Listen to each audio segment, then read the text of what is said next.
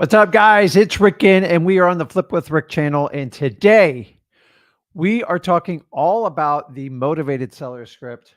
And I'm not going to give you like some canned speech on exactly what to say. I'm going to show you how the average guy or gal with zero experience can talk to any seller. And here's the key is you're going to be confident about it and you're going to be your real self. So guys, my name is Rick and I've been wholesaling for going on 21 years now. And I have an addiction to what I do here. So what we're going to do is let's just dive into it because I got a lot to cover. Use the comments. You guys can always jump on the lives and let's do it. So we're talking all about motivated sellers. And here's the thing is, I'm going to show you scripts that have worked. And here's the really cool part is over my 20 plus years, this has been such an evolution. And how did I learn what I'm going to teach you today? Tons and tons of repetitions, tons of experience. Honestly, you're going to get so much out of today's live stream. If you even question on how to talk to the seller and you're frustrated with coaches and gurus giving you these scripts, here's the script, you got to follow the script. Let me show you how you can have a confident conversation with any seller without having to try to memorize everything. Because listen, memorization is what you learned in school, but I'm here to tell you today, it's not going to cut it in the real world because that's not actually how we learn. And that's not how you convert. If you had to memorize every script, you're nothing more than an actor. You guys see an actor. I'm blown away when actors can just memorize all their lines. It's actually very impressive. Number one, I don't have the skill set for it too. And number two, I'm just not that type of guy. So let me show you how you can effectively, with very, very little to no experience, how you can confidently talk to sellers. Because honestly, it's like your number one complaint that I get from new wholesalers. Like, I really don't, Rick, can you just call the seller for me? I can call the seller for you.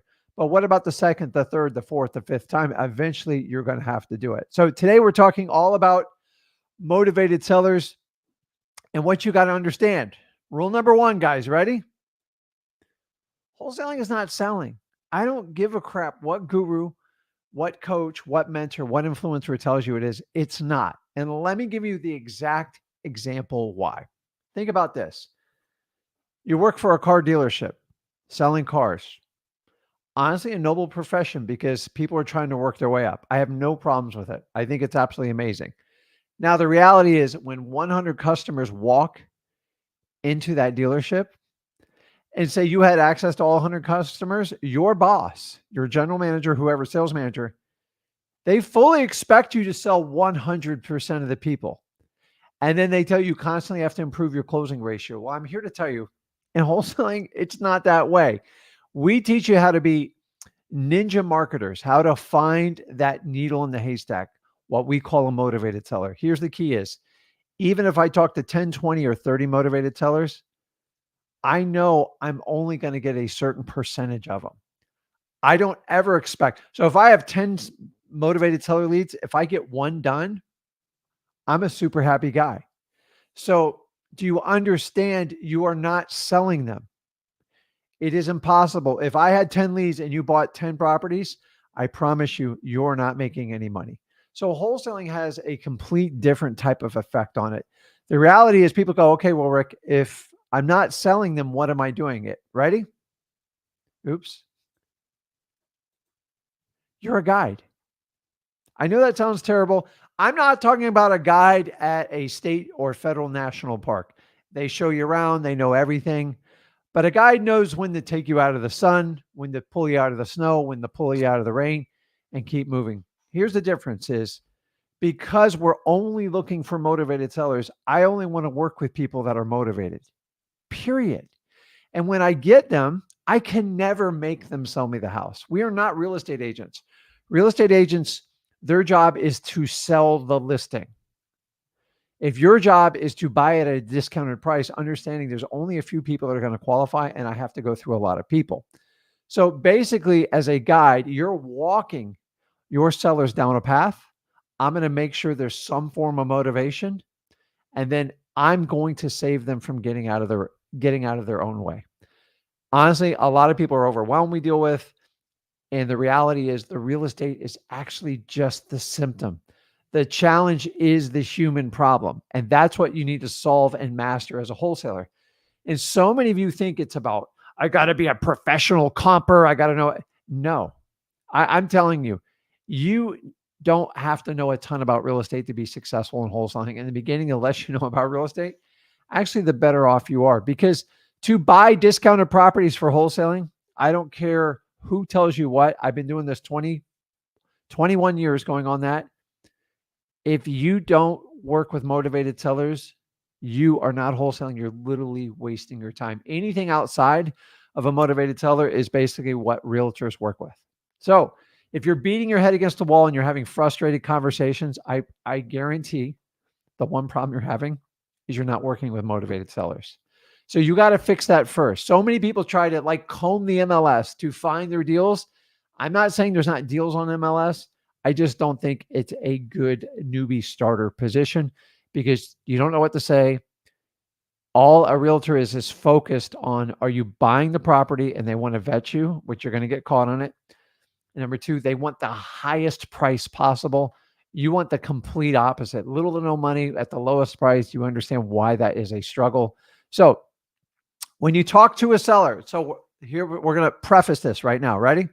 Talk to a seller. You have three main objectives. That's it. I've been doing this 21 years, guys. I have never been more true than ever. And here's the really cool part. I'm just not like talking to get hits and likes on a YouTube video or a Facebook or an Instagram. I'm giving you the real-time experience. And if you guys want to use my knowledge, it's absolutely amazing. If not, go through the 21-year journey. And I promise you, you eventually will adopt this philosophy. So when talking to three sellers, three main objectives. Number one, you have to seek motivation. It's actually the first thing you have to hunt. If not, you are going to give your time away for free. You're going to get frustrated and you're going to drive yourself nuts. Year two, I got stuck in this exact predicament. Why? Because I thought I could close everybody. And I realized quickly, I can't make anyone sell me a house. And number two, my specialty is in marketing and finding motivated sellers. And once I have them, I just walk them down the path and I keep the seller out of their own way. Most sellers that are selling problematic properties, their life is usually in massive chaos. Massive. How do I know this? I just have a lot of experience in this area.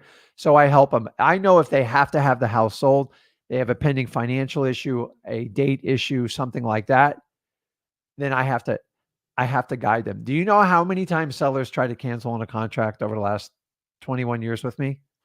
Tens of thousands of times. Do you know how many contracts I've saved? Why? I just guide them down the path. You see, you can't take a non-motivated seller and pull them on the motivated seller path. You can talk for the next 4 months of your life. They will never change. I've tried it. So number one, seek motivation. Number two, listen. For God's sakes, God gave you two sets of ears for a reason. I think the man upstairs knows better than you and me. Why would he give us two ears? Is one a spare? I don't know. No, it means the better listener you are, the more effective you're going to be in life. And that's not a wholesaling tip, guys. That's a husband tip, especially a husband tip. My God. So the more you can listen, the more feedback you get, and the more you can help people out. The problem in today's society is most people talk too much because their ego is worn on their shoulders and everybody's trying to one up everyone. He or she that will listen to a motivated seller's problem will be able to provide the absolute best situation. How do I know this? Trust me. I know this. You have to use the 80-20 rule. 80% listening, 20% precise questions you ask in wholesaling. And I'll show you what those questions are in this live today. It won't be a problem at all. Now, once I seek the motivation, I listen. Now I act and I solve the problem. That's it, guys. I know it's very simplistic, but this is the reality of how wholesaling works. And if you try to do this in any other order, you will not be in business for long. Because I've tried to mix this order up, God knows, 1,000 times over. So let me review again. Seek motivation. Listen. The proof in the pudding for wholesaling is when you hear a problem, You should have an idea on how to fix it, and then more importantly, how to solve the problem. That's what you get paid for, guys. We all know that the amount of money you make in life is going to be proportionate to the amount of problems you solve. So that's what's attracted you to wholesaling. If you don't get this order, seek motivation, listen, and then solve the problem, you're not wholesaling. Nowhere in there did I say comp a property for 4 hours. Or nowhere did I say go on MLS and sit there for 10 days and try to figure out who's willing to sell a property, even though they were asking for full price on MLS. So there's no right and wrong way to do wholesaling in theory. But I'm telling you, if you truly want to be wholesaling, it's in the art of finding the deal and getting stuff done. Anything else? Most people are just flirting with real estate. They're just talking. A lot of people want to be realtors. Some people are just hobbyists. We're all a little bit different. So let's start the process on how to work with the best motivated seller script. Now, I use the word script loosely. To be honest with you, I hate scripts. I feel like I'm back in school in a test. Do you ever memorize? I remember memorizing the chemistry, which is a terrible student in chemistry. I am sorry. I really owe my 10th grade teacher an apology because I was a really bad student. But the one thing that I learned is they taught me how to memorize the elements table. And to this day, it's actually been somewhat beneficial. Doing coral reefs and aquariums, you would understand. But the reality is memorizing stuff, it's fake. And I know it. So have you ever memorized something for a test? You put it on the test and then you just throw it out of your mind. What is the purpose of that? Just to get a good grade so you can move on, so you can get a good job and work for somebody else and work on their dreams? I know you guys aren't down with that. So you have to understand that I don't like memorization. Now, if it's quick and it's short and it's easy and it's fail proof, that's fine. So what happens is most of you guys, when you're meeting with sellers or talking to them on the phone, especially the first time, you freak out. Why? Because you're in an uncomfortable environment. You've never done it before. And something happens in the human body. You can practice it till you turn blue. When the stress hits, like, let me give an example of stress. I remember when I was young, I didn't have a lot of money. I had a beat up old used Mustang. Thing was terrible. Always fixing the car. The AC never worked. And I remember I was having problems with the battery and the alternator. So I'm like 19, 20 years old. And I just pray this car can like get me to and from school and work. And I remember the thing died right in a major intersection when I was in a turn lane. It was literally the most stressful situation at that age. And like you just start to perspire, you freak out, you start using a lot of curse words, and you learn. Like I failed in that environment. I had to call a couple of friends. I wound up getting towed. It's just very stressful. You guys do the same thing when you're on the phone because you're not used to it. So let me show you the exact process on how to deal with a seller from start to finish. Now, some of you guys are doing this virtually. Some of you guys are doing this locally.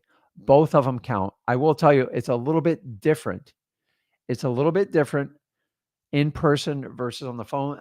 Here's the secret. If you guys are doing this virtually, which is awesome, your listening skills got to be even better.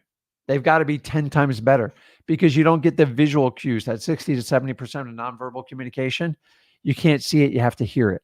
And sometimes it's the tonality and the pauses and stuff like that that make the difference on the phone. So here's how we're going to start with every motivated seller. I don't care how you got the lead. I'm hoping you got it from like a government list, driving for dollars, reverse driving for dollars. Maybe somebody just referred you to lead. Maybe your title company did. I have a seller, hey, and they want to sell the home. That's all I got. And they said they got to get it sold by the end of the month. So I have a hint. So I always start with a hint of motivation. That's what all your lists have. We call them prospects, right? Once we have prospects, we get on the phone and we start calling. And here's the first thing you do. And people are just like, Rick, we have to qualify. We have to make sure it's perfect. Let's get the easy part done first. So if I talk to 100 people, if I cold call them, if I visit in person, the reality is probably 85 to 90 of them don't even want to deal with me. Here's the problem with most of you. You try to enforce on these 100 leads, you try to close every one of them. Remember back in the beginning example, I'm not a car salesman in a dealership. I'm not expected to have 100% closing ratio. We're not even close to that. So the first thing I want to do, I'm going to do this logically and you really use my time wisely. I'm going to get rid of the clowns that don't want to do any business with me. Why? I don't want to spend 20 minutes talking to somebody who has zero interest in selling me a property. And you people that do that, you literally just waste your time and you burn yourself out. If they're not motivated, move on. I can't stress this enough. Using this tactic I'm teaching you right now will take most of the stress out of dealing with the seller, because dealing with a non-motivated seller is literally torture to me.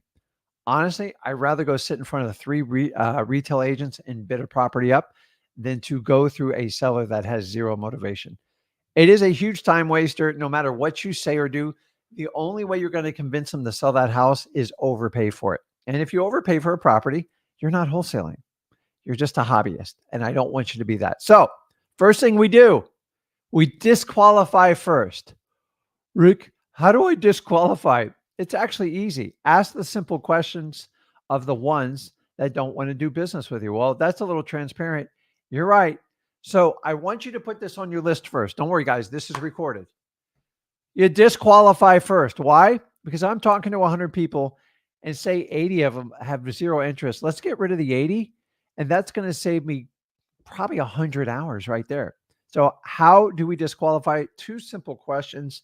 They're very nicely put.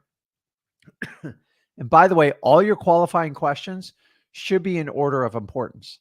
So if they're not motivated, I want to find that out in the beginning of the conversation. To find out at the end, you literally just gave an hour of your time up.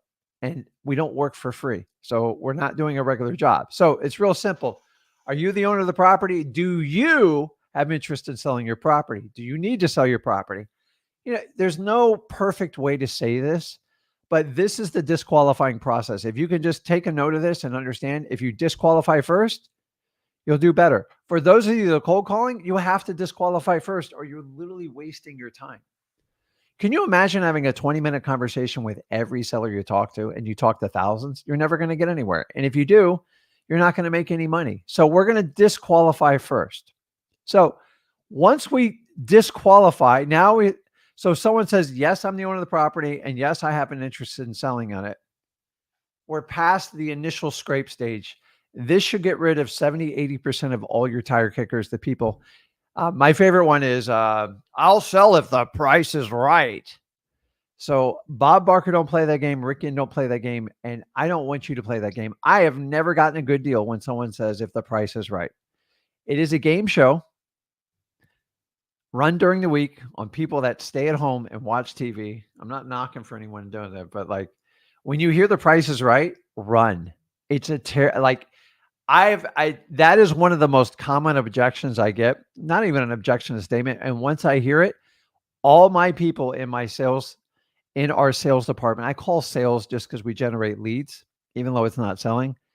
Once they hear if the price is right, I just move on. We're wasting time. You have to get through the leads. That's the name of the game. So if I've taught you, you have to have a lot of quantity, especially when you start out wholesaling. If you don't understand disqualification, you cannot qualify people. So get rid of the time wasters, the dreamers, the pie in the sky people. I have a perfect house. I know it's only worth $250,000, but I want $450,000 because that's the price that's right for me. See ya. Don't want to be you, and I don't want to talk to you. Honestly, I won't even refer you to a real estate agent because you're a nightmare. So the reality is, if there is no motivation, we just move on. If you guys can understand the beginning of this presentation, it makes qualifying so simple.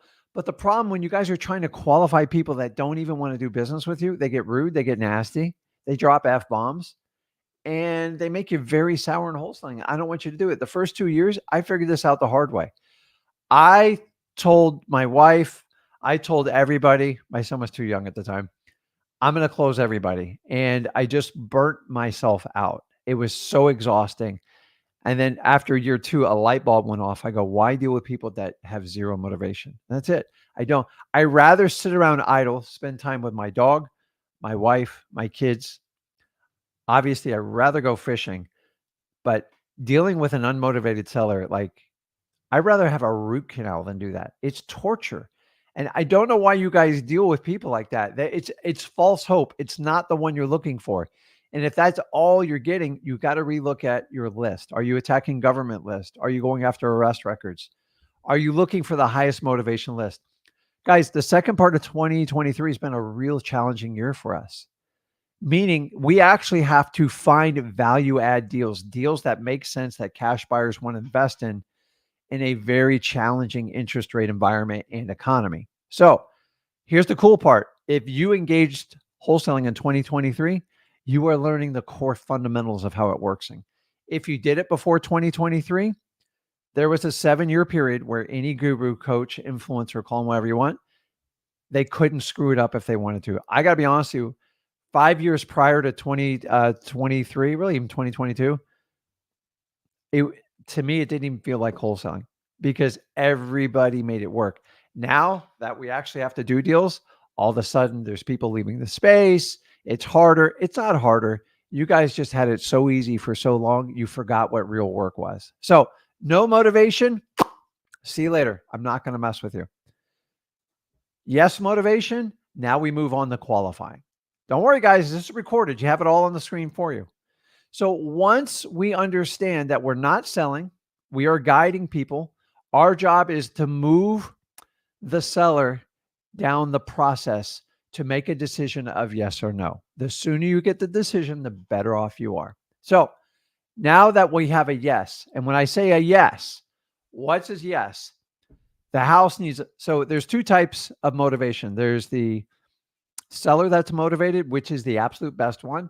They have a pressing need to get the house sold.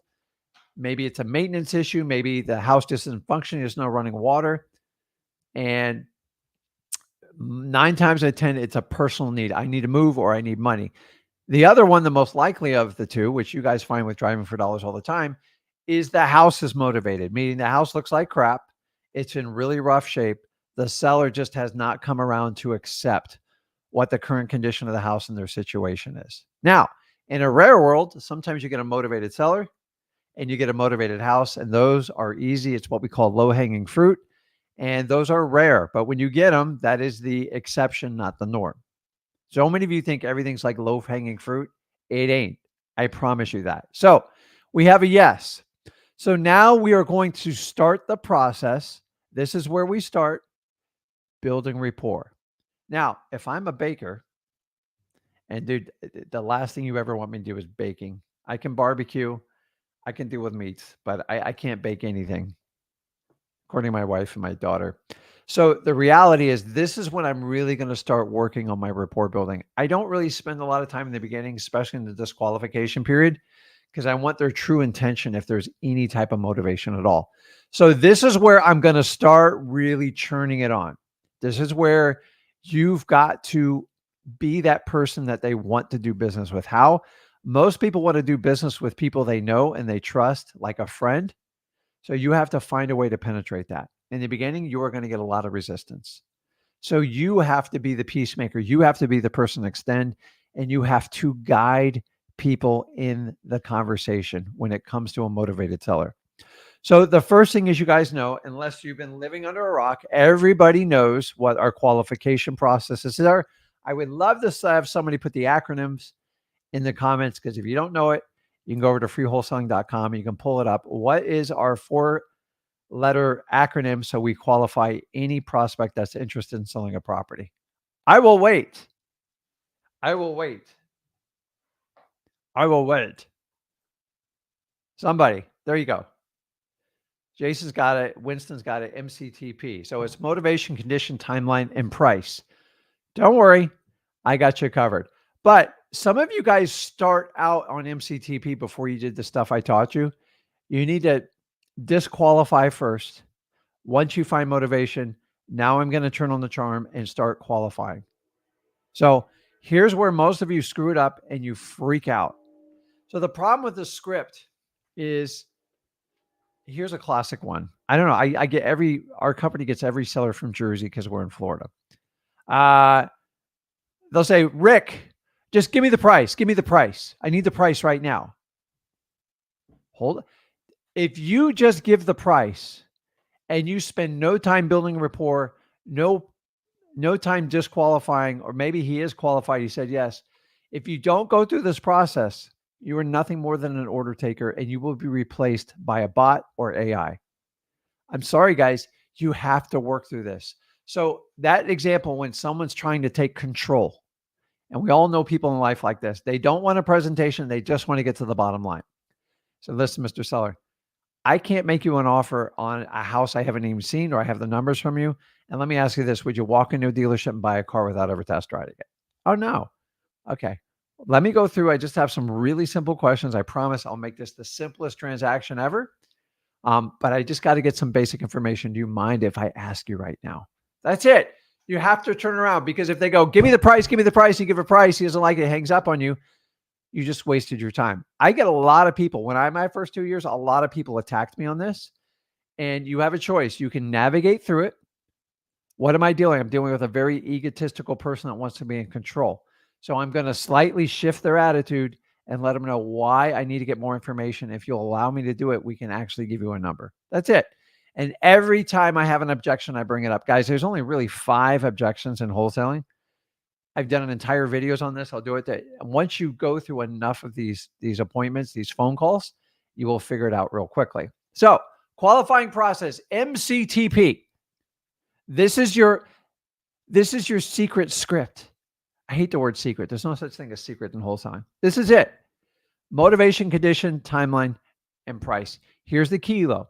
You have to take the MCTP and you have to make it a rapport building exercise. So many of you treat this like it's a damn checklist, and you're not authentic about it, and it shows.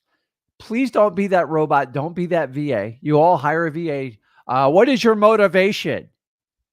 What do you mean, what is my motivation? What is your motivation? On my script, it says, what is your motivation? Guys, these scripts are for you. So MTCP. So here's typically what happens, and here's where you guys get really hung up. You start going through it, say, the seller, I go, tell me a little bit about what's going on with you, or, the story with it, however you guys do it. Seller goes, what's your price? I teach you the method. You go back and they go, no. When are you going to close on this? What are you going to do with the house? And once they get out of order, you guys freak out. And then you tell your seller, go, hold on, I'm lost in my script here. Hold on 1 second. And they go, man, like, I'm being sold here. And if your sellers think they're being sold, you have 0 shot at getting a good deal. End of story, guys. This is how it works. So let's talk about, I'm going to dig into the MCTP. MCTP is a simple checklist. It's 4 qualifications that if you get this information, you have a good shot to comprise to see if you can put a great wholesale deal together. Without it, it gets very muddy. Now, MCTP, I know you can all memorize it, and this allows you, if you have to bounce around, you can bounce around. And here's how I let people bounce around. Once I open it up and start talking to them, and I'll show you my opening line, I let them dictate where they want to go, but I keep going through my MCTP. So if I get the motivation first, I just simply put a mark through M and I go to the next one. If time frame comes up and the seller volunteers their time frame, go with it. The last thing you tell the seller, go, wait a minute, until I get the condition of the property, I cannot move forward on my sales script process. And this is the problem. We are becoming robots. You guys are smart. I promise you, this takes practice. You will not learn this overnight. You learn it through repetition. But please don't practice on your sellers. Practice within your house. Use your family. Use your brother, your sister, your mom, your dad, your spouse, your uncle, your niece, your nephew, your aunt. Dude, I used to pick on everybody on this. I'm like big on practicing on this. So let's start with motivation. Motivation. So this is the one you guys mostly screw up. Why? If you ask someone, hey, what is your motivation? They have no freaking idea what you're talking about. They are clueless. What do you mean, what is my motivation? The word motivation is an internal qualifying for you and me. And if I could relabel this, I would for you. So understand, motivation is nothing more than the seller's story.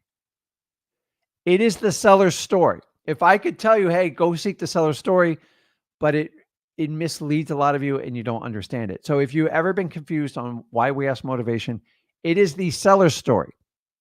Notice I said the seller's story. And I want them to lead the story. You can't tell them the story because you don't know it. And this is how you build rapport and connect with people. The key with good rapport going through the MCTP is turning it into a conversation. How do you know you have a conversation? Go talk to your friends and your family, and you have this natural flowing conversation that both people are engaged and they actually enjoy it. When it becomes a yes or no and a questionnaire, it's like being interrogated by a police officer. Nobody likes it, and they want to get out of the conversation as fast as possible. So here's what I say. When I don't say, hey, seller, what's your motivation? I go, hey, John, what's the story, man? What's going on with you? Like, how can I help you out? Just shut up. And then I let them start spewing their story. Now, some people naturally tell you what's going on. Other people are all over the board. So if you see in parentheses, here's the key, guys. You have to find the truth. And I'm here to tell you, you're going to be lied to a lot. How do I know this? I know it because, hold on, let me clear this out.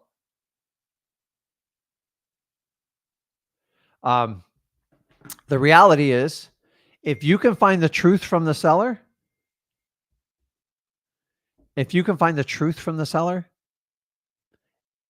you can do the greatest wholesale deal in the world. Here's the reality, though, okay?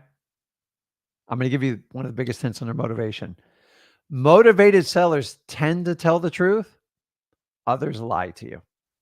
Dude, that's 21 years compiled right there. When I have an authentic, motivated seller and they're like, no, Rick, I really need help. I got to get this sold by the end of the year. Can you help me? Can you get me an offer? Like, I just need this done. So what I do is when a motivated seller gives me that information, I memorize it. And this is the part you memorize it. She said, I need to get the house sold by the end of the year in the next 2 to 3 weeks. And I need this deal done. She didn't even talk about price. That seller wants certainty and speed. I promise you they want convenience and all the other stuff. And now I'm going to offer them a solution to do that. When motivated sellers, when they're not motivated, they tend to manipulate you as a wholesaler. Throwing a realtor or anything like that, it is no longer about the truth. It's about what they want to accomplish with you. And it's typically going to be price sensitive, and they're going to hide all the faults in the property. So if you can figure out how to find a motivated seller and get the truth, you do much better. Guys, let me know in the comments if you've ever dealt with a truly motivated seller. They just cut to the chase, tell you what the problem is and what they want to get done. It's so easy. When they sit there and lie to you and make up these elaborate lies, they always get caught in them, and we just waste each other's time.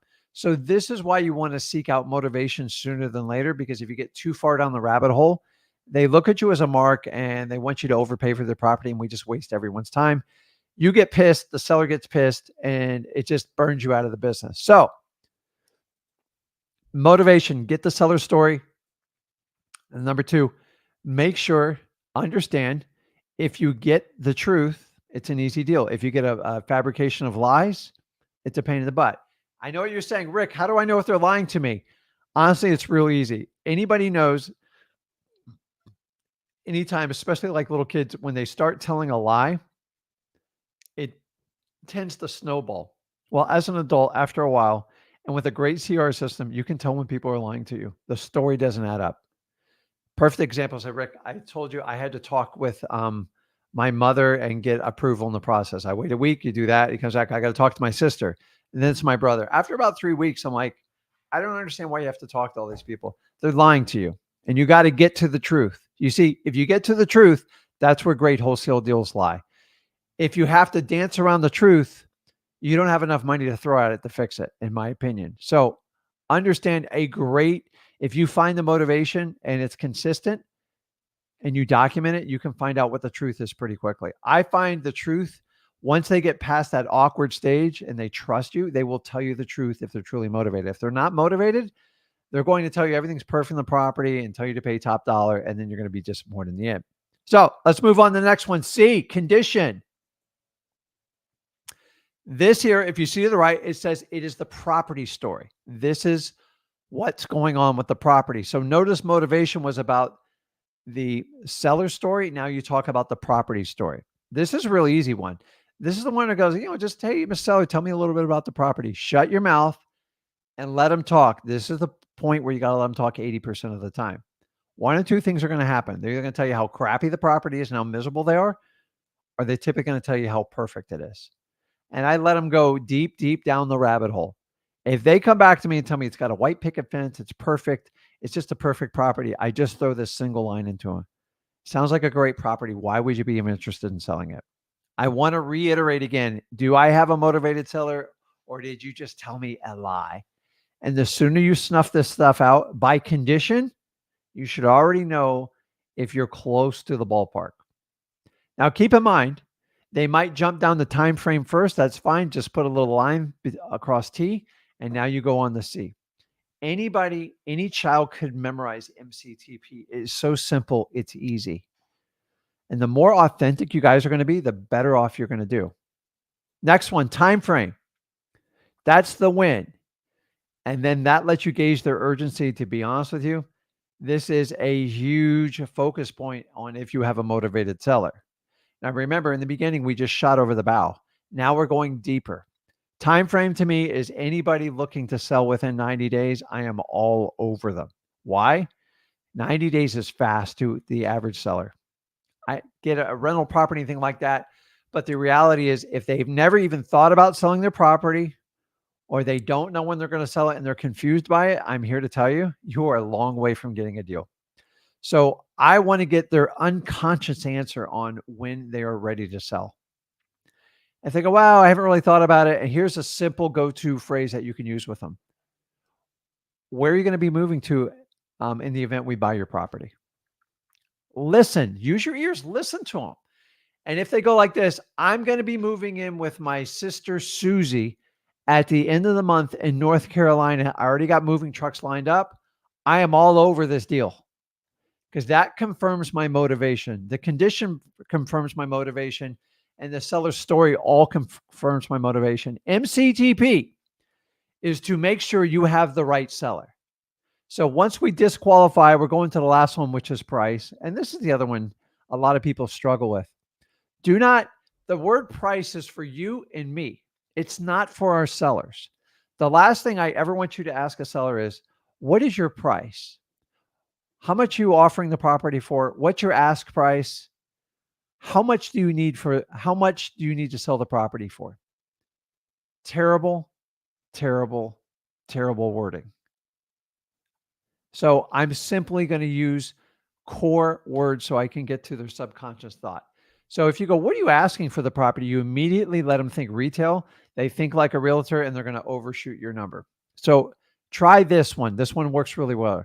Mr. Seller, what do you need to get rid of this property? It's not the prettiest comment, but it is the truth. When I got an ugly property, it's like, what do you need to move on? What do you need to get rid of this property? Notice I never said, what are you asking for this property? How much do you want? Remember, there's a huge difference between what the seller needs, not what the seller wants. Okay. I want to weigh 180 pounds with a six-pack and not have a crease in my face and have a perfect fitness level. That's what I want. But what do I need right now? I just need to stick to my correct nutrients, stick to my workout program, and eat a heck of a lot more greens. That's what I need. But what do I want? So when we talk about wants, we tend to talk about wishes. We talk about needs. It's like, what do I need right now? As a wholesaler, your job is to find out what they need right now. It's the only way to put the best deal together. If you start going on wants, you're never going to get anywhere. Make sense? Okay. I've been checking the comments here. So let's do this. And the next process is set the appointment. Well, I'm a terrible speller, so based on the MCT process. At the end of the MCT process, decide if you're moving forward with an appointment or not. Now, in the beginning, if you're not sure, go. If you got a 3-hour drive and they're talking about retail numbers, I probably don't go. I just deal with a phone call or an email or something like that, maybe even a text. So let's talk. So I've given you the mechanics, and trust me, the mechanics are what you need.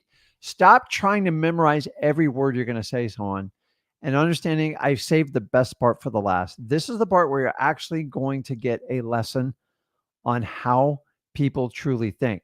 Now, let me give you a little bit of preface on this. For the last 20 years, we lived in the society when the internet came and stuff switched from the major news medias to social media and everything like that. There was a huge window where everybody lied. The lying was so out of control. It's still there. But here's the difference is the public knows about it now. And they know when you flash a Lambo, a fancy car.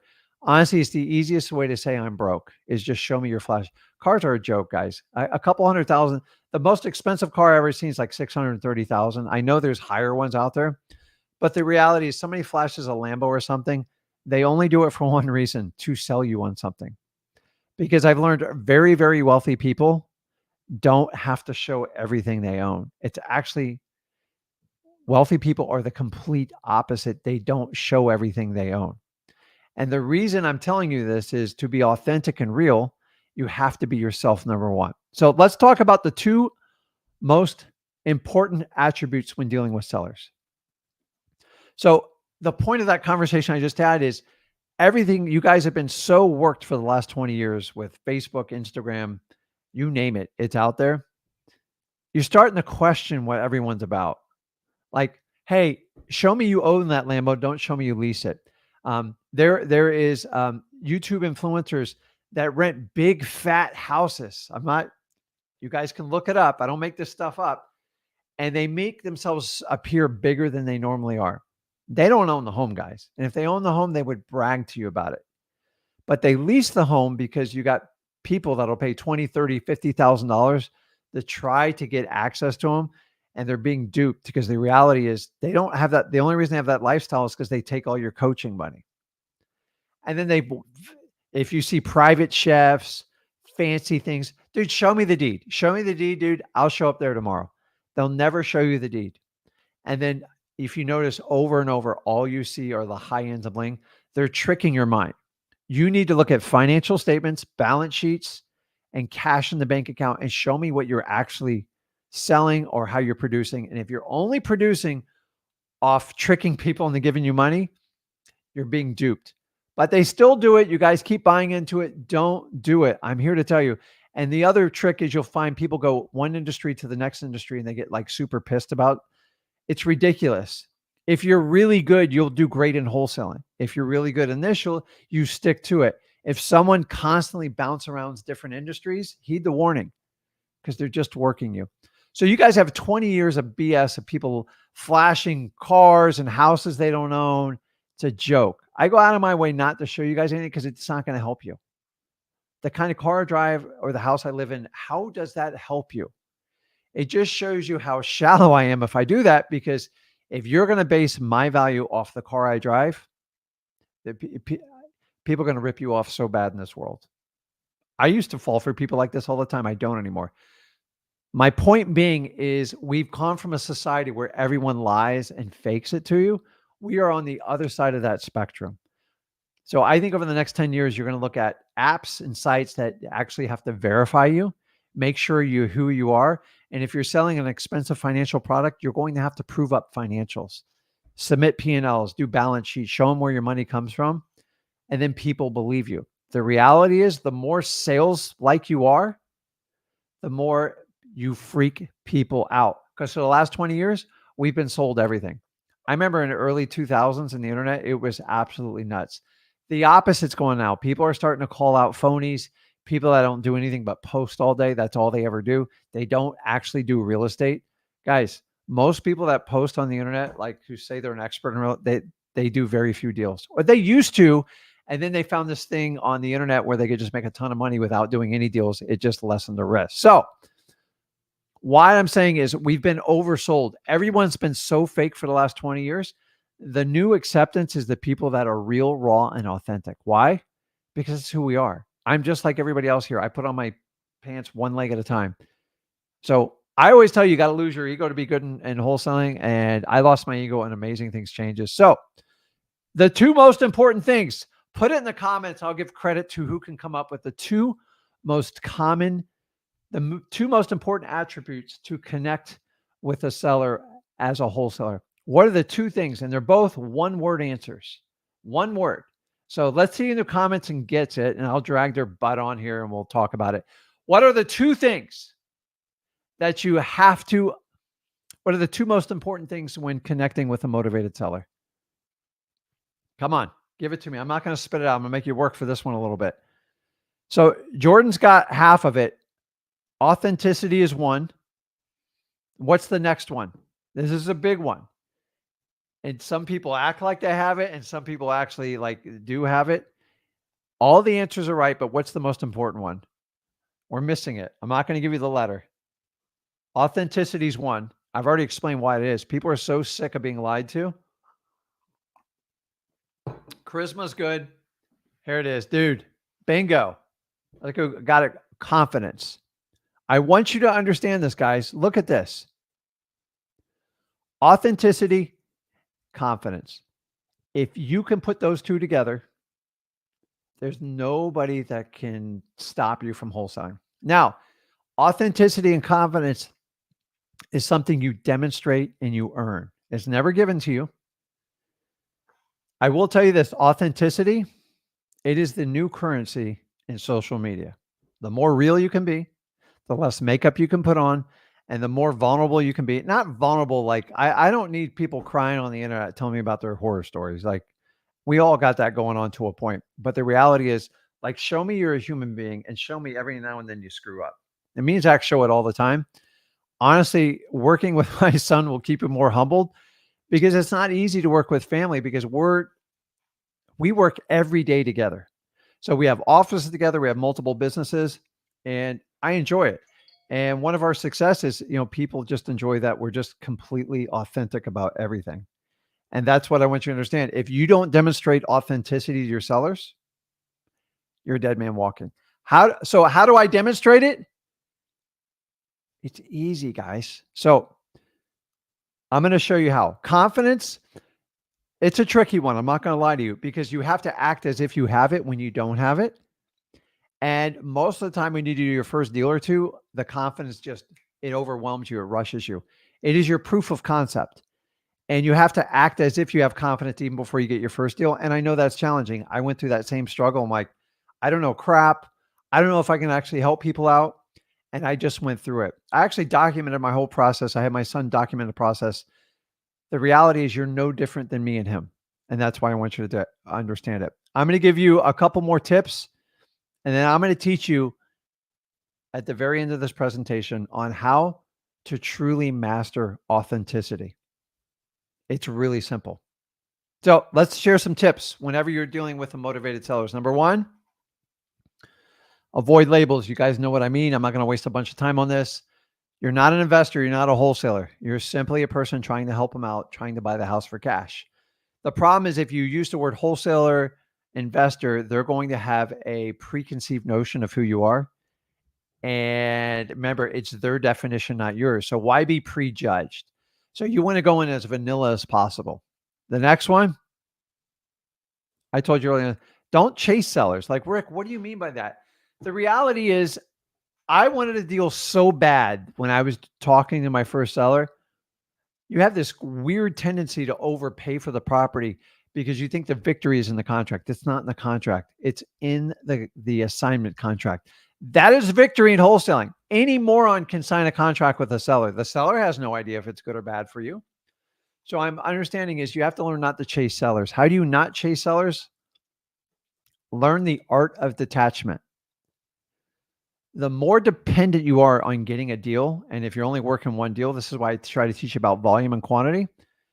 You become so dependent, it becomes your identity. If this seller doesn't sell me my property, I'm a crappy wholesaler. No. Sellers sense when you chase them, and once you start attacking and chasing them, they're going to pull back from you. So Rick, let me get this straight. I don't have a deal right now, and you're telling me not to overchase people and act like I'm detached. That's right. You have to defy the human emotion of detachment. People sense it. You put out an energy, and if you're too desperate, they sense it. Either they won't do a deal with you, or you'll have to push the price so high it's not worth doing a wholesale deal. So every now and then it is okay to walk away from properties. In fact, you're going to walk away from more properties than you actually take on. Some deals just aren't worth it. When you're emotionally attached to a wholesale deal, you are no longer a wholesaler. You have fallen out of the realm. And I see this all the time. So we talk about authenticity. We talk about confidence. Authenticity is very important. Now, confidence. I'm telling you, confidence can be learned. Here's the biggest problem you guys have with confidence is number one, you don't believe in yourself, which we got to fix that. I don't have a quick pill for you on that. You have to start taking the actions. Confidence is your ability in what you do. And the easiest way to gain confidence is practice. Most of you do not practice. You want to make an example? Hop on here. I'll do a live cold call with you. We'll do a role playing. The reality is, once you put under that stress environment with the lights, you guys, like most people, freak out. I did in the beginning. It's the same thing. So the lights and the cameras are your sellers. So why not practice it? When you become really good at confidence, you stop using filler words. How do I know this? How do I know when someone hasn't practiced? If you constantly use the word but, a lot of okays. I was there too, guys. I did the exact same thing. So to become completely confident, you need to know what you're saying. The biggest thing that's going to shoot up confidence if you're not confident in yourself. And number two, you use filler words because you don't know what to say. Have you ever been in a conversation and you ask someone a very direct question and then they look down and they go, it means they're trying to think of an answer that you want to get out of that situation. And that's the last thing you want from any type of seller. So confidence can be practiced. You will never get confidence without practice, I guarantee you. So you can either practice on your customers or you can practice with your family or friends or colleagues you work with in the business. Understanding confidence to me is the one that just takes discipline and you got to practice it. How do you know if you're confident? Well, hop on and do a live role play with me. I'll show you if you're confident or not. It's the words that come out of your mouth and your tonality. And if you know how to respond to people, you don't need filler words because you're extremely confident in your answer and it comes across the sellers. Most of you are going to do it over time. If you want to accelerate it, you have to practice it. So we talked about detachment. So we always talk about authenticity. Well, Rick, I think I'm kind of a boring story. You're not. That's just your own thought in your head. So if you ever get stuck in the MCTP and it seems to be going robotic, it's real simple. You want to be authentic, dude, just be yourself. I don't need you to be me. You don't need to be Zach. You don't need to be any of these other people out there. We need more of you. And how do I know to be you? Number one, to be authentic. Speak from your heart. Don't speak from the script. People know when you're talking to them. So there's a million different personality types out there. There's a million tests. The reality is I have figured out if I can connect with people, build rapport, and solve a problem, I can make a crap load of money. I'm naturally an empath person. I feel others people's pain. That's why I'm so good at this. It's got downsides though, especially a guy like me with ADHD, and I work on it. Trust me, I get all sorts of help. But the reality is, if you're not an empathetic person, you got to find a way to work with people. So if you can speak from the heart, and if you don't believe me, try it. If you ever get completely lost in your words, I simply look a seller in your eye and go, listen, I want to help you out. I know this is painful. Let's walk through some scenarios and see what we can do here. And then I'm asked questions on how.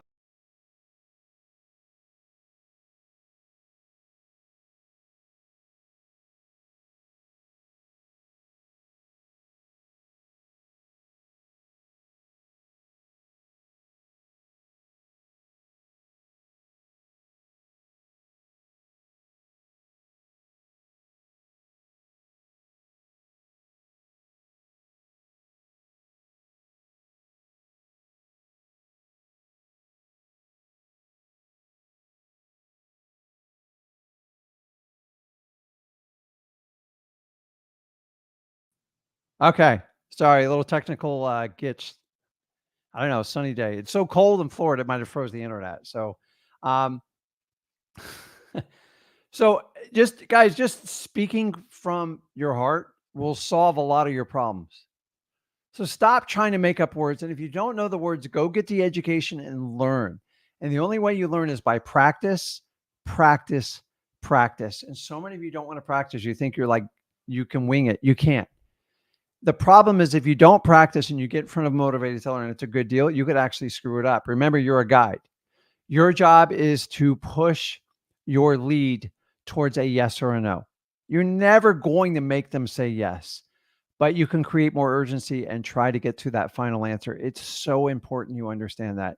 So just speaking from your heart, man, it solves a lot of my problems. Dude, I'm going to be honest. I've shed plenty of tears with sellers. I've had so many things happen. And then once you ever get lost and you're at a loss for words, don't make up words. Don't use your ums, your buts. Just grab your heart. And if you want to do it just like this. Oh my God, I could never imagine what you're going through. And I'm so glad you called me. Let's see how we can help you. And just a lot of times I'm putting on their shoulder, or I'm just talking to them and I'm closer to them and they feel it. They know who's going to be authentic.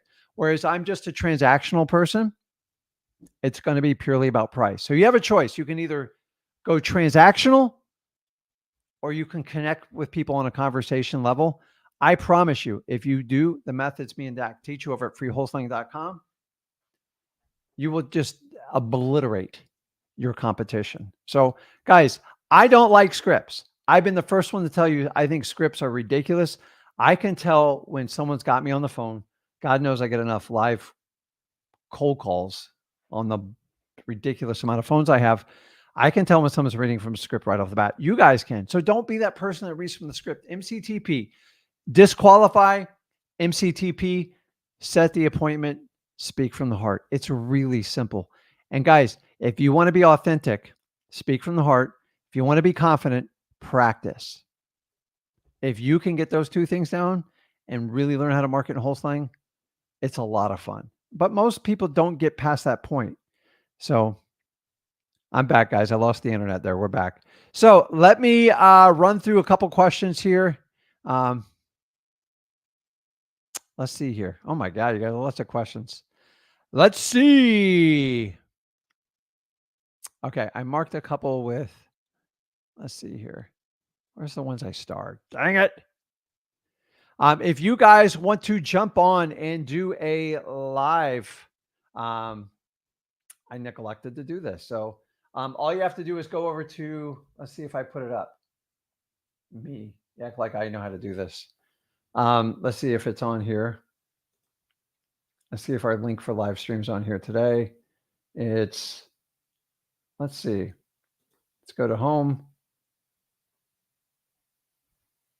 I didn't put it up. So I'll do you guys a solid. Normally what you can do is go over to Wholesaling Houses for Real. I do believe we're just about to be the largest Facebook group for wholesaling. But hey, guys, that was done in less than what, 2 years, maybe 2.5 years. So funny when people don't pay attention. So what I will do is put that link up right now under the comments. So this is first come, first serve. So don't abuse me here. Let's see here. I don't do it often this way, but I'll give it a shot. If you want to hop on a one-on-one, heck, you want to do a role play? Let's go for it, man. I think it'd be a lot of fun. So I posted in the comments section on there. You can click on that link and that will give you access to it.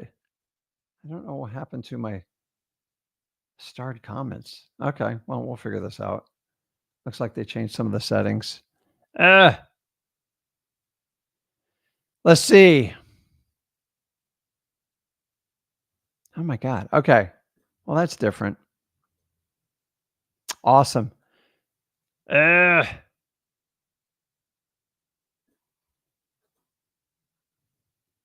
is correct. It's all about mindset. Oh, I see what it did. It reset when we bumped off the internet. So no big deal. What's up, Luca? Luca's part of our Flip with Rick Plus family. Amazing guy. Met him at the live event. So we'll talk a little bit more about that. So let's do this. If you click that link I put in the comments, you'll see it towards the end there. And I'm going to hop on and do some lives. And I had some stars commented, but apparently when I got bumped on the internet, it got lost. That's crazy. So if you guys are new to this channel, what I'd like you to do is go over to freewholesaling.com. I'm going to put it right over here.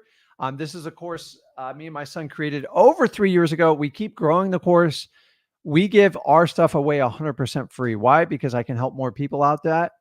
And the way you guys receive information, if you're going through the old school course, pay me $3,000 to $5,000. I'll show you in a couple months how to do it.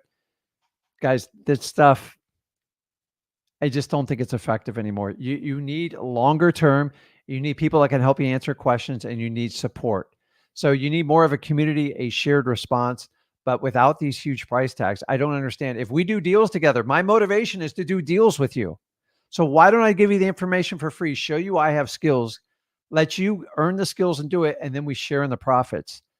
That's what a true businessman does. I could charge you guys for a course and take them. It'd be really easy for me, but like I hate that stuff. I go complete opposite direction. When people zig, I zag, and that's why we do it this way. So, guys, if you're getting value from today's video, smash that like button, and for God's sakes, make sure you subscribe to this channel. So, let's jump on and see who we can help out first here. Okay. One thing. Let me fix this question because God knows I know the answer to this. So somebody asked, if you had a 14-year-old who's interested in getting into wholesaling, what would you recommend he do? Go find simple books for them to read. You have to. So the worst thing you can do, and I'm talking as a parent right now, so I'll set my wholesaler cap aside. We're biased as wholesalers, especially if you're successful. The worst thing you can do is force someone to do wholesaling with you. God knows I've tried. So when it came up to my son, I always knew he had the skill sets, but like some of us think this business is so brutal. Like, God, I barely survived it. I would never put my kids through it. You should actually be doing the opposite. You need to show your kids, like young and early. So the easiest way is you have to, so the bottom line, think as a kid or even a teenager. If you were excited about something, you were interested in it. So my cure for my son, actually both my kids, they worked at the local grocery store, the Publix. And they worked actually all through most of high school there. And Zach, he hated it from day one. He goes, man, I got to clean toilets. The boss constantly tells me what to do. He goes, I get a $230 paycheck for 2 weeks worth of work after they take all the taxes. He goes, dude, Dad, show me what you do. You go to all my events. You're always there. So number one, lead by example. Don't tell your kids what to do. Show them that you're doing it and show them the fruits of your success. Number two, if they express interest, you should have a library in your office or your home somewhere and grab a simple book and let them read it. So a simple book, the tried and true classic, would be Rich Dad, Poor Dad. Even though the whole damn thing's fake and made up. And I'm not the biggest fan of Robert Kiyosaki because I think he's been trying to sell us all gold and silver coins since 2014, telling us the real estate market's going to melt. But I read simple. So I gave Zach 2 books. Within a week, he gobbled the whole thing and now asked me 2 hours of questions. I knew right then and there, I have a monster on my hands. And then from there, I just took simple action steps. He created bandit signs. He bought them. I gave him a script. He didn't want to practice it. You know how this works. And we went through it. So you have to create excitement in kids. If you try to force your kid to do wholesaling, it's the biggest disaster you'll ever see. So when I show them, if I could show you how to make $1 million working out of your own home, most people are interested. The reality is most people don't want to do the work, and it's tough. And honestly, you're all biased as heck as parents. I'm telling you, please don't take this the wrong way, because I should probably do a parenting show because I've learned, just like any other parent on this live, I've learned a lot of valuable lessons. Number one, the biggest thing you can do for kids is show them. If you tell your kid not to drink and you drink every weekend, you completely offset what you teach them. And I've learned this the hard way. My son was extremely observant of my lifestyle, and I decided to make changes. And I learned, you guys think you're fooling your kids. You're not. They know exactly what you do. They know exactly when you do it, and they know exactly how often you do it. It could be exercise, what you drink, what you consume. Don't tell your kids to eat your vegetables and you never eat one. So this is how I was brought up. So welcome to my world. So I'm here to tell you, if you want to get your kids involved in real estate, get them excited and show them, like, here's what my biggest flex on my son was: spending time with him. It's never about money, guys. I know I want to make a crap load of money. I want you to too. But The biggest flex you can do in wholesaling is give your time. And when you can just be somewhere with someone, there's not enough money in the world. My father didn't give it to me. He sucked at it. So I don't want you to fall in that same. Don't be that dad or that mom that works so damn hard you forgot to like spend time with your kids, because you guys know my son's a grown adult, but in my eyes he's still like my baby boy, and so is my daughter. So show them by leading them, and then just give them interesting material, simple reads, and see based on their questions if they're what their motivation is to do it. And if so, great. The bottom line as a parent, that you have two accomplishments. You want your kid to be successful and independent. That means you get fired. Most parents can't accept that. And number two, you want them to be happy in what they do. So the last thing you want your kid to do is just, the one thing I teach my kids is don't settle. I settled when I started because that was the program I was taught. Don't ever let your kids settle. That doesn't mean they're going to be a hippie and move to California. That's not going to make them happy. And the reality is sometimes your kids have to find this journey out on their own. So the best way you can do it while they're under your care is lead and show them, just like any good person running a company is. And then when you have a problem, sit down in communication. You got to communicate. And so remember, the mind isn't formed till like I think it's 33, 34. And that's the challenge with kids. So awesome. Okay. Let's hop on. Let's reward the first come, first serve with Victor. What's going on, Victor? Hey, Rick. I'm in the middle of changing my toddler's diaper. I can hear you, buddy. How you doing? You're muted. Oh.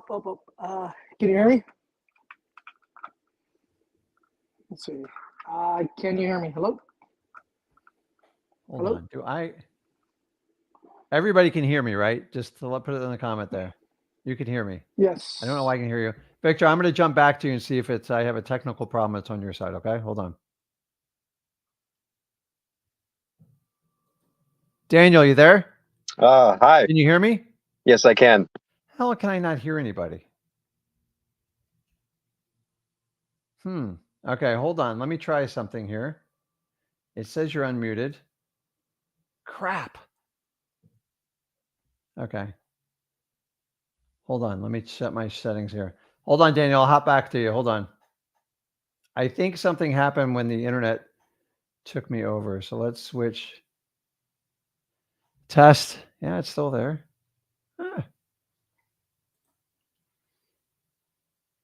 Check permissions. I don't know. Yeah, you guys do not want me to do the technical side on this. Let's see here. The hell am I missing here?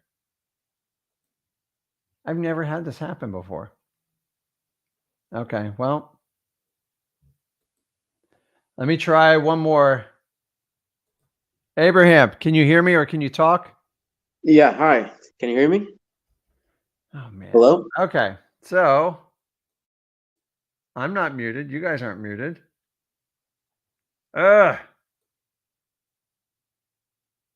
Okay, hold on one second. Let me switch over and try. I got to do something on my computer, and I don't want to lose you guys. Let's see.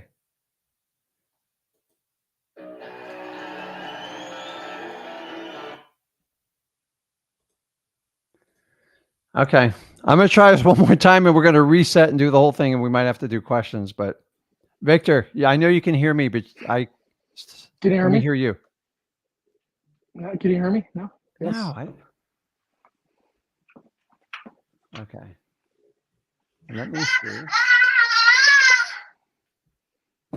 Okay, guys, I'm gonna have to do questions only till I figure this out. So, like, don't lose sleep. I'm not a technical guy, so I apologize. Let me hop you off here. So, I'm having some technical difficulties. No big deal. So, let's go over to do questions. We answered the young person's question.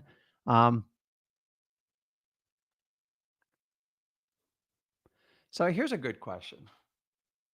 Yes. If I have a pre-foreclosure situation, say the house worth $1 million, you get under contract for 600, is it even worth it? You're missing a few equations in there. Is the seller motivated? And what are the repairs on the house? And where is it located in the conditions? All that comes into play. But if the house was truly worth $1 million today, you put it on contract for 600, it would be a home run. Sorry. Even with $150,000 in closing costs, you could easily find someone to buy it. 9 times out of 10, these types of properties, they're more sophisticated sellers, and the property needs hundreds of thousands of dollars of renovation. So let's say it needed $200,000 of renovations. So the true net value of it is $800,000. 600 is probably not going to be a deal, because by the time you factor in all the closing costs, and these properties predominantly need to be sold by realtors, it would be a nightmare. And so guys, it's just a math problem. The problem is once you get above the average median price, which $1 million could be the average in California.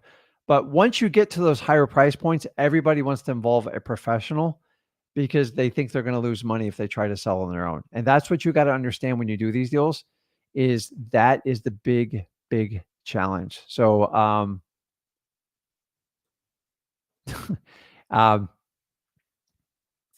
it's not so much the value of it, is like, is there a deal there? And that's what you got to understand. So guys, put your questions in. I'll answer them as long as I can. I'm surprised I can even keep the stream running. So,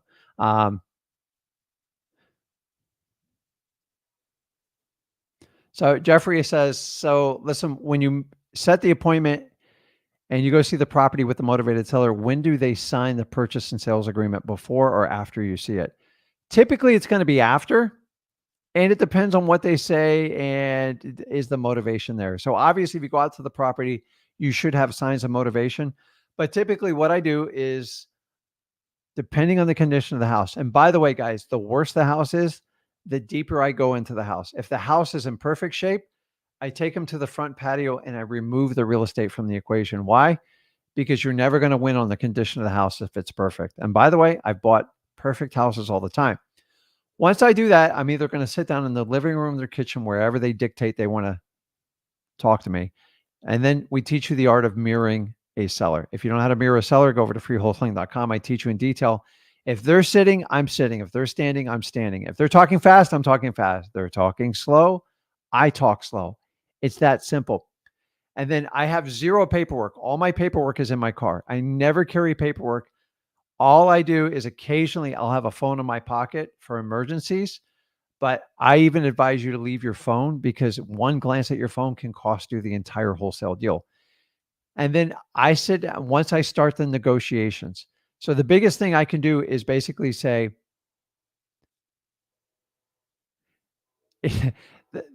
I'm looking at a comment, so it kind of threw me off, is I said, listen, seller, I could talk to you all day, but like I came here to help you to see if we could buy your house. Do you mind if we talk about it? And then I just go in, and now you're going to go in the negotiations. And here's where you come up. Here is where you come up for the go for no. Your negotiations start with the go for no. And this is where most of you freak out. And basically, I'm going to ask what the seller needs to get for their property. And if they don't offer it, I'm going to use a go for no right off the bat. And that's it. Once you start a negotiation, you are close. You are almost there. The negotiations, in my opinion, is the most challenging part of wholesaling, other than finding the motivated seller. And here's the reality of it, is when you use the go for no, it only works if you've built an incredible conversation with the seller. If you haven't built an incredible conversation for them, there is no way it's going to work. So a lot of wholesalers like to go in, people like off MLS, and go, what's the least amount you take for this property? Dude, I started with that strategy in 2003. I thought it sucked back then. It's even worse now. So you've got to understand that you have to build an amazing rapport with the sellers. Okay, let me take a couple more questions here. Where was it? That's a long question there. So here's a good question. And by the way, guys, a lot of wholesaling is, I know I answer a lot of wholesaling questions. I'm fine answering questions about like where your mindset is and with everything. And that's one of the biggest challenges we have to deal with. Like Brittany's got a raw, authentic comment here. How do I win the fight against your lower self every day? I feel like the majority of the days I want to win the fight, but some days, what is your morning routine to win every day? So this one's simple, and I'd like to tell you I do it every time, but I'd be a hypocrite. First thing when you wake up, guys, please do not pick up this damn phone. Don't do it. So by the way, you notice my phone, I got the tape, the cracks. Why? I am not here to win an ego contest. You want to I can't tell you how many people show me the realtors in specific, they show me the latest, greatest iPhone. It's got titanium in it. I don't give a crap. This phone I got back in 2017, 18. And I tend to throw phones in the ocean, not on purpose. The minute I get a new phone, I always have a problem. When I have an old phone, I could drop this in the bottom of the ocean. It still works. So, but every day I have the same struggle you do, Brittany. Sorry, it's the truth. I know everyone acts like I don't have a perfect life. I make mistakes. I sometimes yell at my family when I get upset about stuff. And I'm always trying to be a better person than I was the day before. So one of the things is don't wake up with your phone and don't let the phone dictate how you start the day. That's like rule number one. Rule number two is take your first 15 to 20 minutes of your morning. Once you get up, brush your teeth, do whatever you do, go find a nice quiet place, which is the hardest part, especially in my household, and find a place where you can just meditate. And meditate might just be closing your eyes and thinking about positive affirmations for the day. It just tends to set the tone for the rest of the day. And the reality is the earlier you do it in the morning, the easier it is, because once 8:39 rolls around, you get bombarded with phone calls, emails. The kids are after you. They want to do this and that. Your life's no different than mine. You just got to make it a priority. Is it easier said than done? Absolutely. One of the other things to do is when I work out, I take 15 minutes either before or after my workout to meditate too. I have to meditate, guys, because I have ADHD. And if I don't do it, I lose, like my mind doesn't stop. So people will ask, hey, Rick, can you help us out with ADHD? Dude, I'm trying to figure it out just like the rest of you.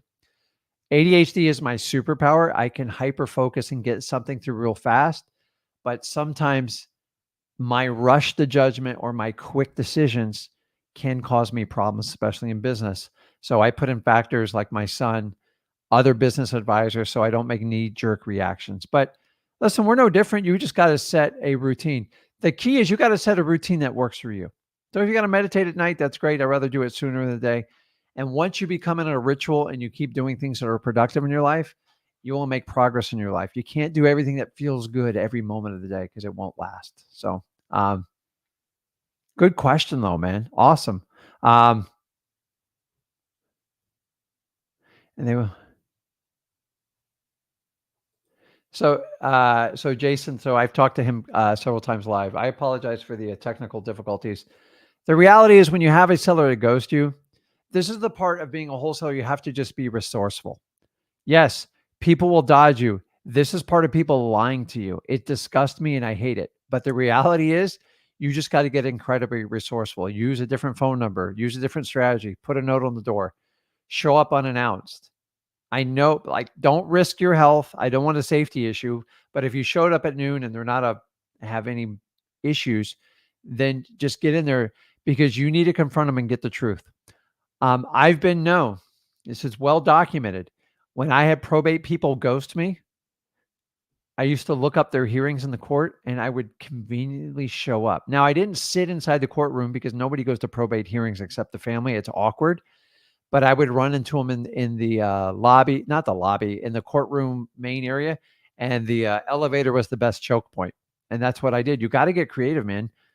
People disappear, but like sometimes the creativity is the difference between making a couple $100,000 more a year. And so, Jason, the short answer, just get creative. Show up, and if they're long distance, thank you letters go a long way. And then I like to shock and awe when I do get them on the phone. You better make an impact. Hey, did I do something to piss you off? Are you upset with me? Like, what's going on? And I do statements like that. So, guys, if you want to spend a little bit more time with me, I apologize about the lives. I promise you I'll make it up to you guys. I think I'm doing a live on Friday. I haven't figured out the exact time because probably do the normal time, maybe like an hour early. But if you want to spend more time with me, the Flip with Rick Plus. If you guys have not checked out, go to the Flip with Rick YouTube channel, which is hopefully a lot of you are watching on this, and check out the story of Jason White. Awesome story. Just got started this year, $600,000 in wholesaling.